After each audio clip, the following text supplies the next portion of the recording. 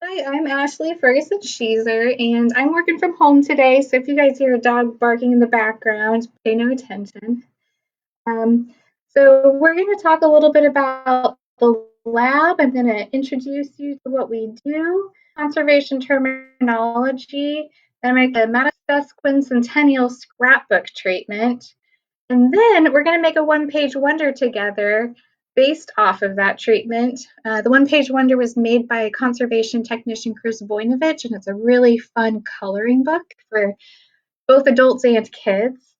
And then once we're done with the one-page wonder, we're going to have some more time to talk about overview on scrapbooks that are historical and talk about some condition issues for some of the scrapbooks at the public library. And we'll talk specifically about a scrapbook from the 1930s and how it was treated to improve accessibility. And then we'll open it up to think about considerations for scrapbooks at home. All right. So I began working at the Collaborative Preservation Lab in 2013, and the lab started in 2012 as an innovative solution to provide preservation and conservation to the public library and the University of Cincinnati, which is convenient because they're located 3 miles apart from one another. And each institution was able to combine resources so that both institutions were in need of. And so our primary work, you can see that we have an array of services that our lab provides for 41 branches and 9 college and departmental libraries. So we're located on the main university campus, and we consist of a staff of a preservation librarian, a conservator, which is who I am, an assistant conservator, and 3 conservation techs, as well as student staff and volunteers. And so while we're all hunkered down at home, if you're interested in learning more about the lab, we've got a lot of virtual presence. We've got a website and a blog. The blog is great. We usually post at least monthly, but this week during Preservation Week, we actually posted every single day. So there's a lot of new content you should check out. Please check us out on Instagram at the Preservation Lab.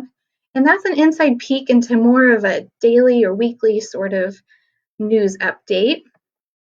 We also have a channel where we have streaming content, and it's on the University of Cincinnati's media space.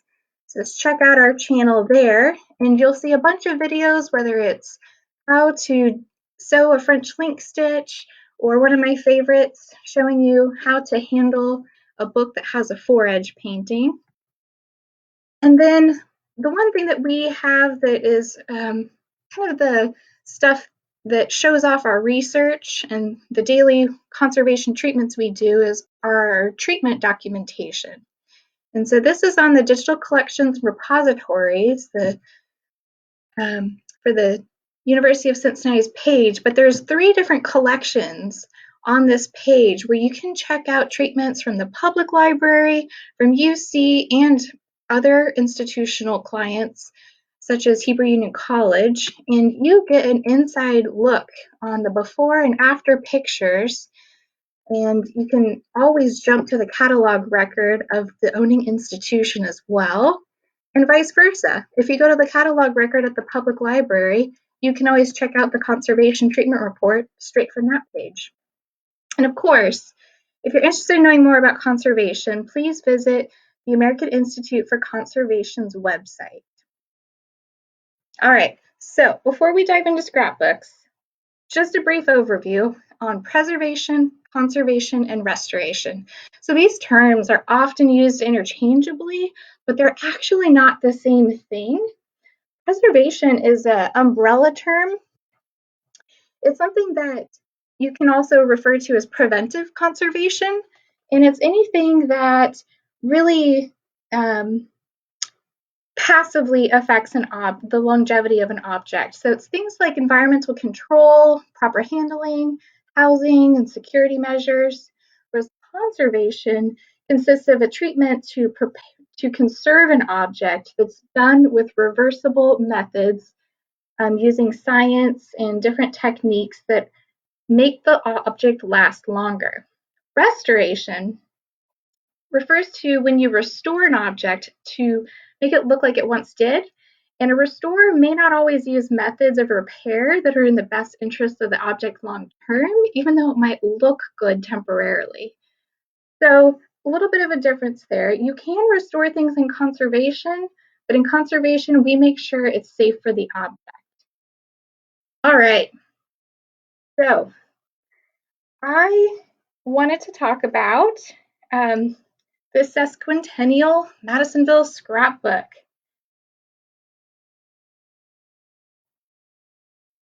So, this is just one of the types of items that comes through the preservation lab. We treat a whole slew of objects, but scrapbooks are very fun. And this one was particularly fun and challenging because it was oversized. It measures almost 4 feet, 4.5 feet when it's opened, and it documents 150 years of history from 1959, and it includes neighborhood celebrations and photographs of parade floats. So it's really a wonderful object for Madisonville's branch. So the reason why it came to us is because it had condition and display issues. So it was in parts. It was actually zip tied together to keep it contained. And it also didn't fit on any of the tables. So you can see this one picture, it's just flopped open on this one display stand. And this was actually the best solution in the library at the time. So it came to us in order to figure out treatment that we were going to stabilize the object. We were not going to necessarily restore it. And so what we did is we adhered loose parts back down where they were coming undone from the adhesive that had failed. And then Chris Voinovich worked really hard to encapsulate all the pages to protect them from handling, especially because a lot of the materials were really brittle. And then afterwards, he built a whole new binding and then created a display support. But here's just some pictures of the object where you can see originally it was a postbound structure. You can see that metal screw post hanging out there underneath that cloth. And so the book was reformatted so that we actually made a new postbound structure, but we created the postbound structure with the encapsulated pages rather than the original pages, so they would not have any more wear. And then the original cover was laid into the new cover, as you can see. And then this was the best part of the project, is actually being able to take the object and put it in its space. And you can see how large of a display support and the types of space it took up. And for reference, here's a picture of one of our conservation technicians showing just how large the object really was. All right. So it was a very successful project, and Chris documented it even beyond a treatment report by making a comic strip of the experience. So if you guys are ready and you don't have any questions so far, I'm going to jump in and we can fold a one-page wonder together. And there should be a link in the live event if you have not already printed out your comic to fold along with me. You can print it out now. Or there's also a Preservation Lab blog post from this week where I show how to fold a one-page wonder in case you don't have time to do it today. You can always do it later. Check out our blog. All right. Well, I'm going to move to my bench space and we can fold this one-page wonder together.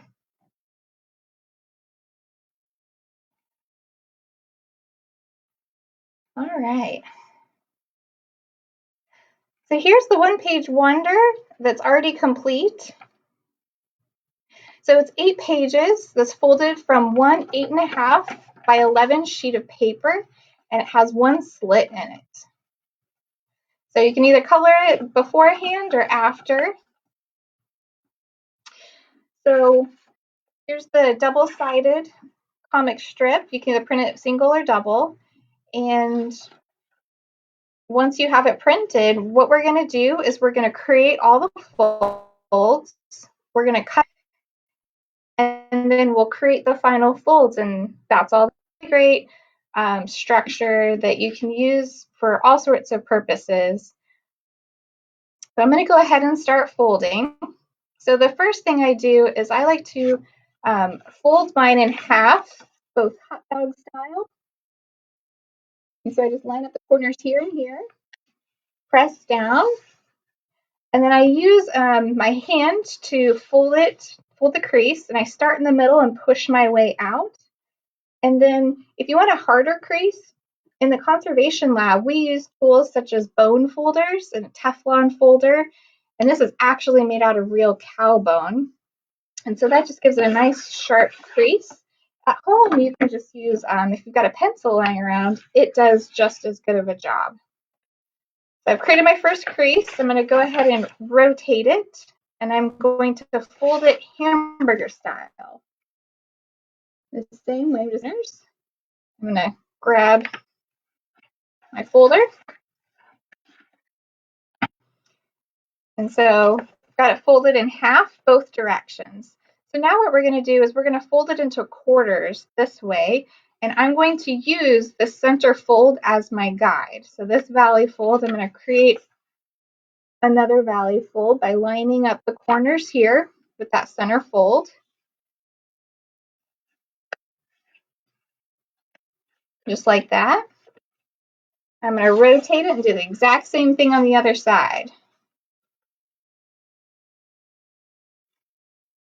All right.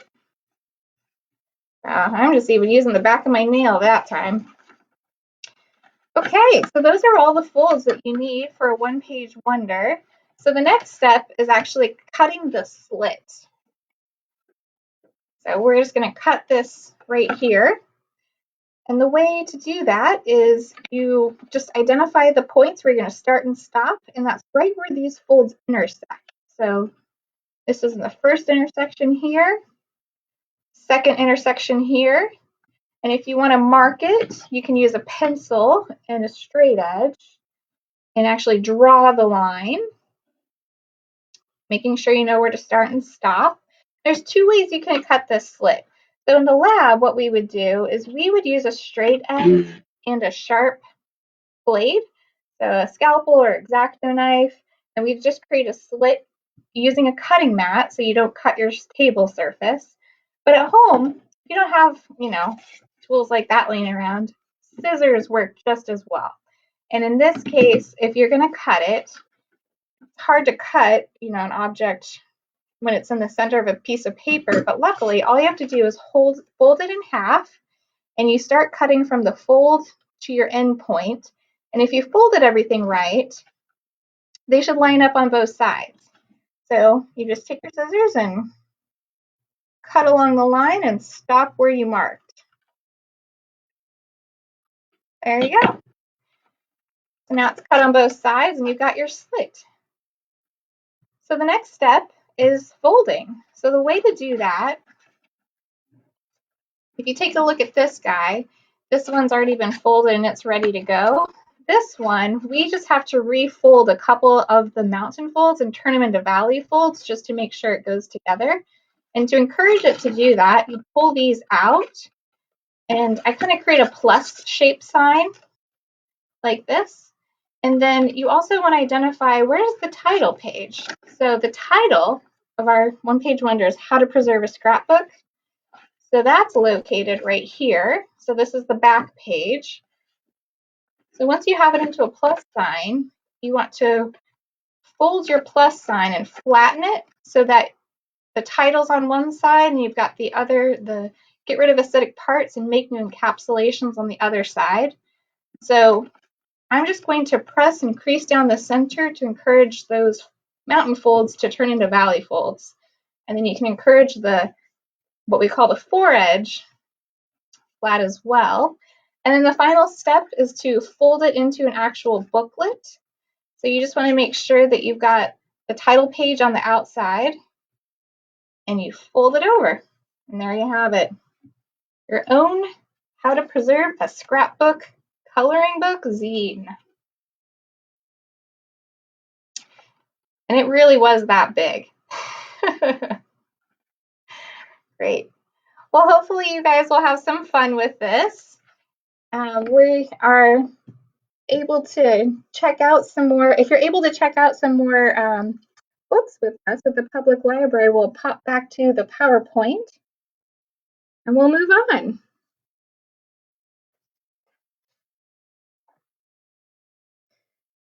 So I wonder if, folks have actually thought about scrapbooks and the history of them much these days. But where did scrapbooks come from? As we know them today, they really came about following the invention of photography. And photography really started in the 1850s. So when we think of the typical scrapbook today, that's where it came from. The bound photograph album structure really began to be repurposed for managing other parts of life and collections of information. So there you have it, the ideal scrapbook. So why does the library go into the trouble to preserve scrapbooks? Well, scrapbooks are a really important part of our cultural heritage as a form of underground publication. They consist of a lot of components. There's a binding, text block of pages, and lots of usually ephemeral materials that aren't meant to last. So, all right. As you can see here, there's a lot of ephemeral stuff like scholarly sketches, there's phrenological character documentation, there's even World War II soldier patches and political newspaper clippings. And all of these things are organized to tell a unique story that really gives researchers a personalized glimpse into the past. And so some people kind of refer to scrapbooks as the blog of the time. And I really like this quote from Dr. Ellen Gruber Garvey, who says, from Mark Twain to Frederick Douglass to Susan B. Anthony to the ordinary working man, people cut out and pasted down their opinions and compiled data, often without writing a word. And so I think that's a really good representation of this type of cultural heritage and why it's important. And so in thinking about preservation, the unique physical makeup of how a scrapbook is composed is really an important factor in how the content's understood. So our treatment decisions when we alter a scrapbook can really directly impact, a user's experience and how the content is interpreted. So when we're doing, stabilization or conservation, we really want to think about, compromises between preservation and how to approach the preservation of the parts. And so we hesitate to deconstruct them, but sometimes the components and pages are separated from the bindings. So scrapbooks have a lot of condition issues. They're often mass-produced binding structures or repurposed ledgers or blank books that are designed to sell rather than last. So there's a lot of challenges. Some common condition issues are detached pages, falling out, stubbing. So when a scrapbook has a lot of added components, there's what we call compensation stubbing near the spine of a book so that the rest of the book can expand. And sometimes books just get so overfilled they become wedge shaped.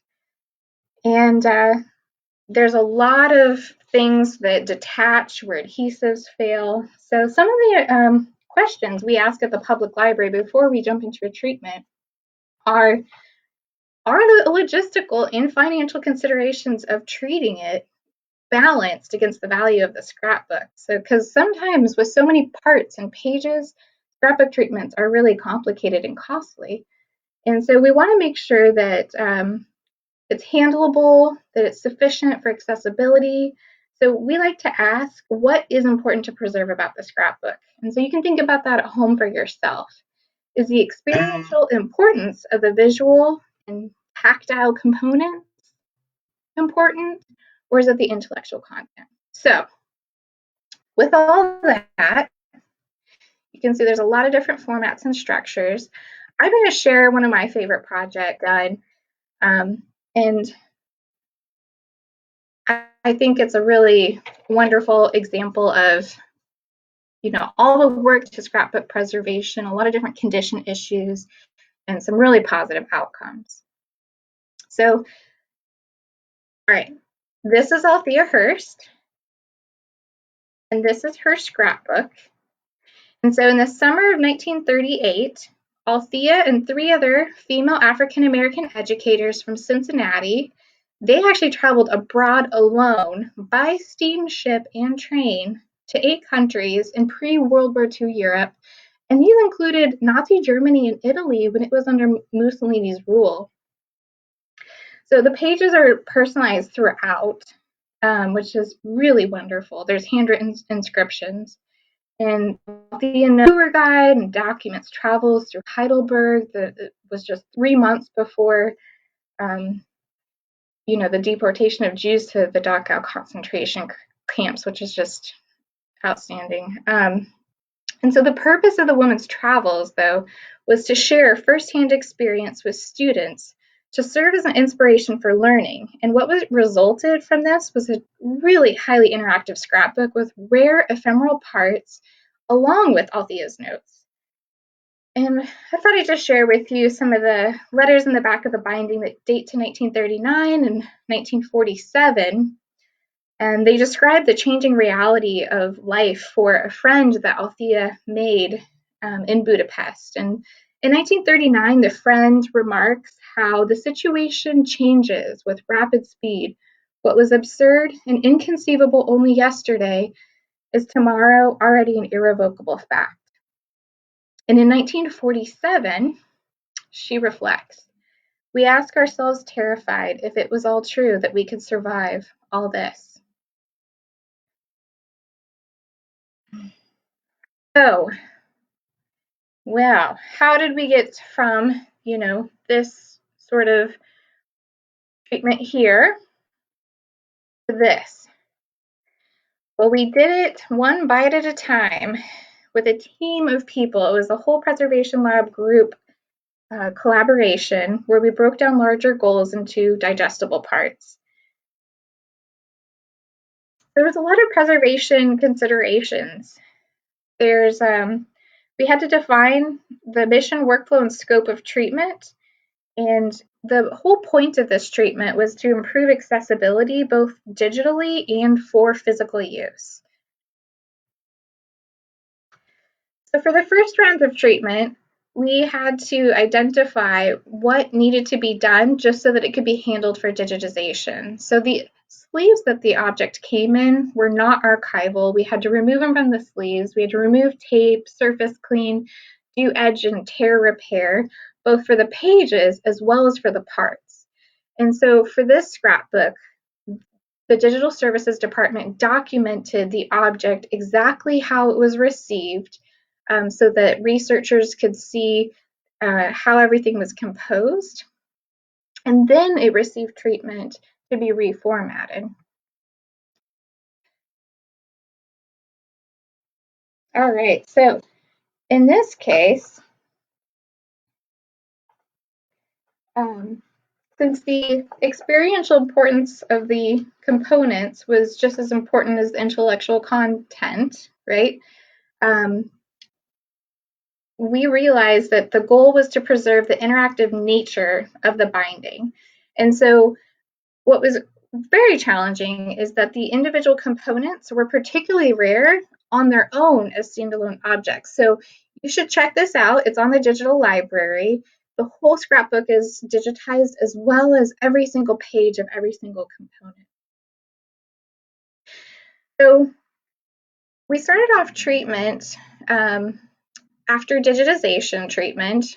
We were going to reformat it, and so we decided that we needed to remove things off of pages that were overlapping, and we wanted to encapsulate everything so that it was protected from handling, but we also wanted to be able to allow things to be flipped and viewed and removed from their sleeves as well. So Chris, he encapsulated the parts in the pages using Holotex hinges and polyester pockets right on top of full page encapsulations. And then we also had components and extra parts that were incorporated into the binding. So we made mapboard support pages to mount objects that were housed in flaps and folders.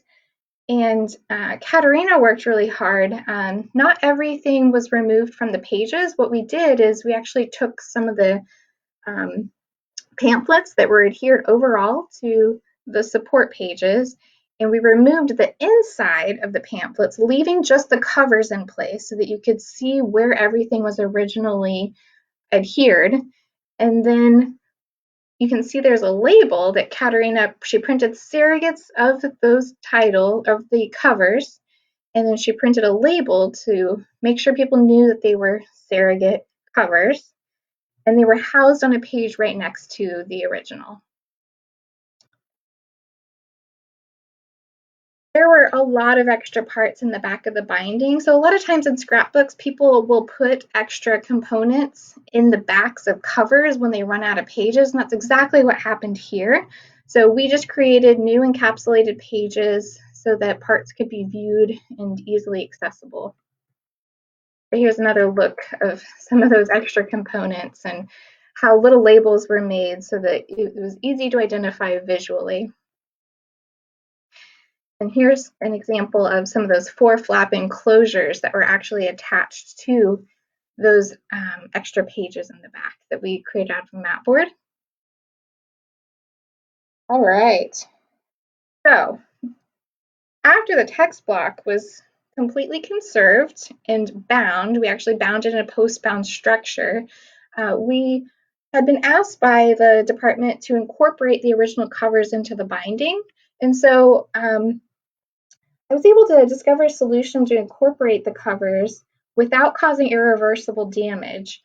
And I was able to do that by sandwiching it in between mapboard and actually welding polyester sleeves to a sheet of clear plastic called Vivek, so that not only was the cover incorporated into the new binding, but the parts that were originally attached to the inside of the cover are still attached, but in a removable, accessible way.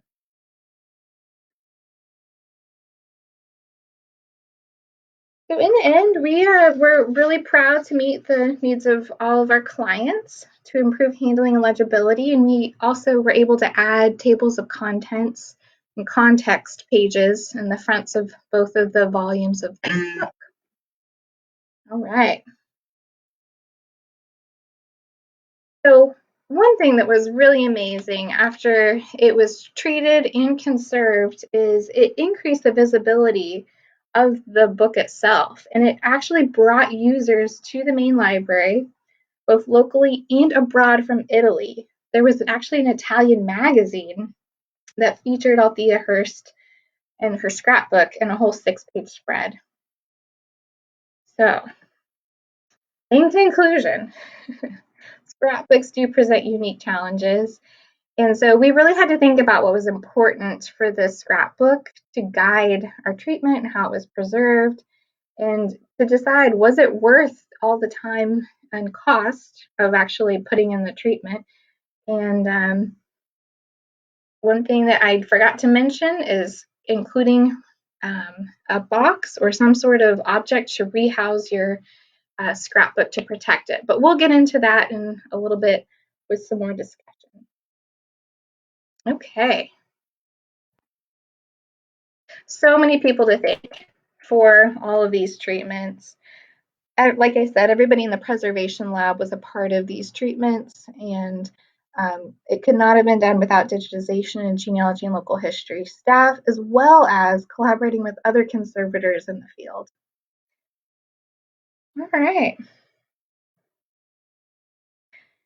So that was the first couple segments of our Facebook Live. And for the next part of the talk, I thought if anybody had any questions, they could throw them out now. I just flew through some really complex treatments very quickly, so if anybody has anything that they're curious about, I'd be happy to answer some questions. And if not, I think I can just move forward. And I'm just looking right now, making sure that we don't have any questions. All right, we're good. So what I'm going to do is I'll move forward to help you consider some things to preserve your scrapbooks at home, either historic ones or ones that you might have that you want to make today. So what can you do? Well, the first thing to do is to protect it and consider preventive conservation. So whether that's how the book is actually made, you want to think about the scrapbook materials and using archival materials. So that means high quality papers that don't contain lignin. You'll hear me use the word lignin probably a few times. And then you want to think about how you're attaching the parts into your scrapbook. And I'm going to go over a couple ideas for how you can non-adhesively do that. And then if you've got some scrapbooks that are really important to you, you want to think about where you're storing them and how you're storing them. And if you can put it in a box, that is the best option possible. All right, so just a quick overview of why things need to be protected. So preventive conservation and preservation protects against these agents of deterioration. They include insects and pests, whether it's things that eat paper or make homes in books, as well as light. The environment plays a big role, such as the temperature and high humidity. Like I said, the scrapbook materials themselves, if they contain lignin, they can have inherent vices, is what we call it, where the paper breaks down over time just because of how it's made and what's in it. You also want to protect it against handling and, of course, dirt and dust, right? So, handling and use. When you're handling objects, you want to think about, are your hands clean? A lot of this stuff is common sense, but it's really noteworthy to mention. You know, so much damage that we see at the lab could have been prevented in a lot of cases, and so you just want to think about that with your materials at home, whether that's, you know, this book that has these fold outs that are creased because they didn't get folded back quite properly. And then photographs and anything metal is really important to handle with clean hands or even gloves if you can, or put it in a sleeve so that you're protecting it. And so you're touching the sleeve and you're not touching the photograph. And that way you don't etch the metal particles in the photographic emulsion because the grease on your hands actually causes damage over time, and same with lotions. And so you just want to handle things in a clean, uncluttered area, and not try to get fingerprints. And then dirt and dust is a very common sense sort of thing, but people don't necessarily think about how that it's abrasive and it actually attracts mold and insects. And when there's a lot of dirt, you can see on this piece of paper, especially under magnification, it causes localized deterioration. So like I said, boxes are usually a wonderful answer to protect, you know, just that accumulation of dirt and dust over time. So for scrapbooks, you know, the environment plays a big role. You know, the thing that's nice about scrapbooks is it is a closed book. So you don't have to worry too much about light, but you do want to think about temperature and relative humidity and any sort of moisture. A lot of times scrapbooks have photographs inside, and photographs have a gelatin emulsion that covers, you know, a paper support. And that gelatin emulsion is really hygroscopic, which means it expands and contracts really easily with moisture. So whether that's moisture from high humidity or moisture from your adhesive for sticking it into the book, what can happen is you can get things that cockle and curl and bend. And so thinking about maintaining things in a stable environment is really handy. And the best way to do that is to put it in a box, which buffers against extreme temperatures and relative humidity. Like I mentioned, light isn't too much of an issue, but if you're reformatting a book that has all these sorts of components inside, it is something to consider and think about, because just over time, without realizing it, you don't realize the damage has usually occurred until it's too late. So if you are going to remove parts out of books, you want to be sure to, use filtered glass if you're framing it, or just don't hang it near a window, right?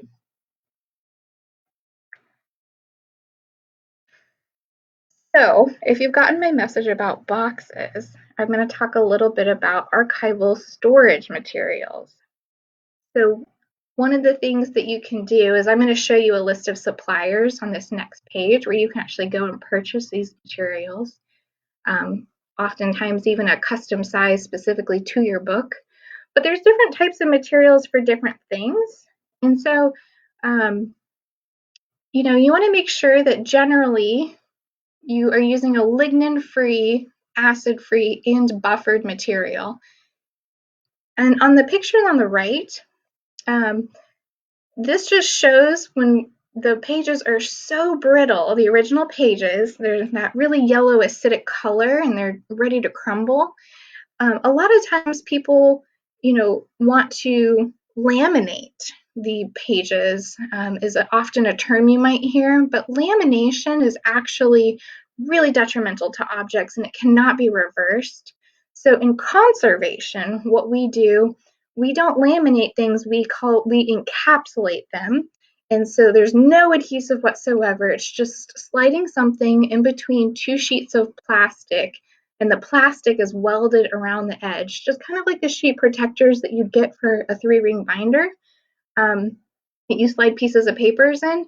So we use encapsulations, and you can order sleeves off of the suppliers I'll show you next. And the sleeves work wonderfully for protecting your objects. And you want to make sure to use polyester, polyethylene, or polypropylene sleeves.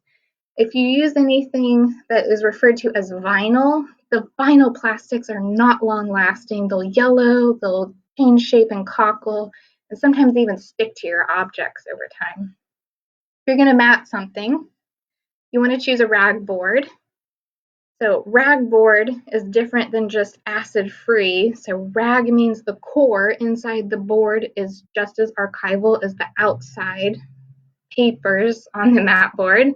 Sometimes acid-free mats are not acid-free throughout the whole board itself, and sometimes they're only acid-free on the outsides. And then when you frame something, if it's really important to you, always get a UV filtered glass or a UV filtered plexiglass.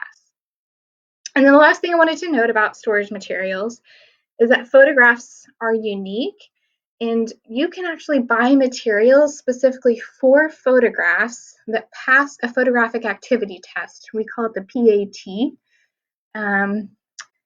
And so if you are going to put some photos in some encapsulations, I just made a note that sometimes if it's in a high humid environment, the emulsions can sometimes stick to the polyester films, which is why, and even your glass frames, which is why it's always good to house your objects within enclosures.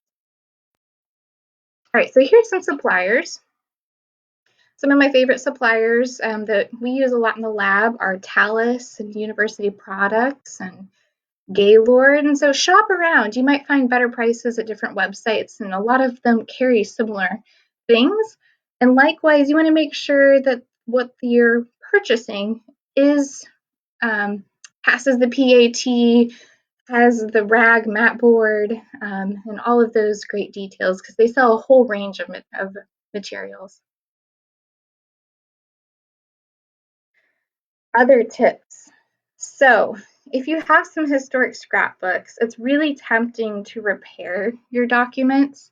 And so a lot of times in the lab, we receive scrapbooks that have been repaired with pressure-sensitive tapes or different adhesives like rubber cement or glue sticks.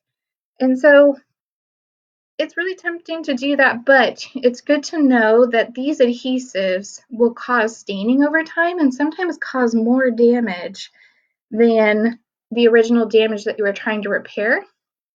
So just something to consider.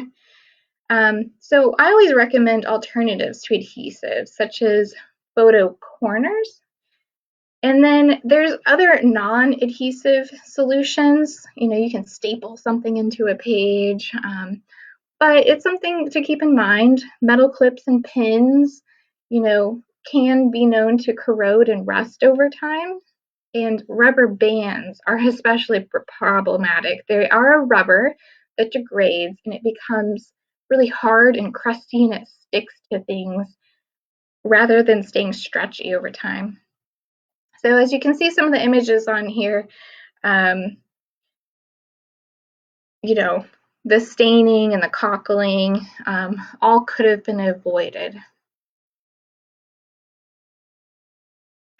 And if you do have to use an adhesive to attach things into place, I like to tell people that it's best to attach the adhesive or adhere the adhesive just in the corners of the object. So you can see this scrapbook album here has these yellow stains in all four corners. Well, even though it's stained over time, at least it's only in the corners and it didn't introduce moisture overall.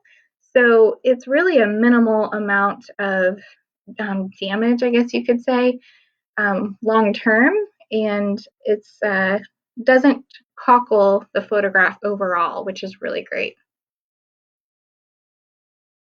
All right, so here's my tip of the day.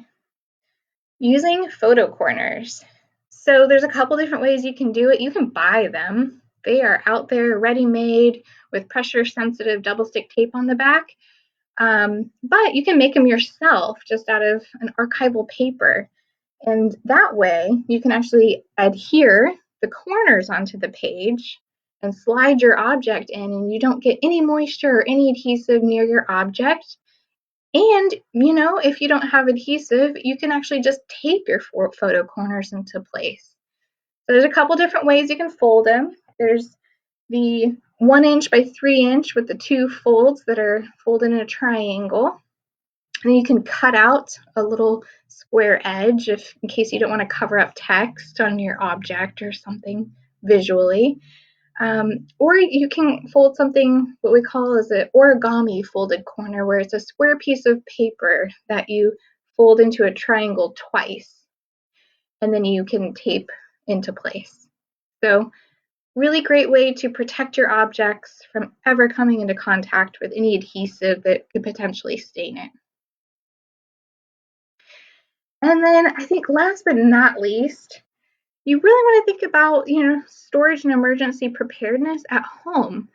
I don't know about you, but my basement has flooded. And in those cases, I was so glad to have my objects stored off the floor.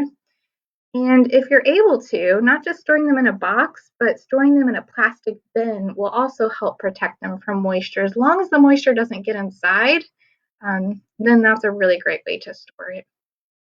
And so that'll just help prevent things from getting moldy over time. So if you've heard some of these tips and you're like, what was she talking about encapsulation wise, and you want to learn more, there are pamphlets and leaflets from a whole host of organizations that you can go to their website and download very specific topics, whether it's how to display your book, how to frame something, or how to mat it, different mounting techniques.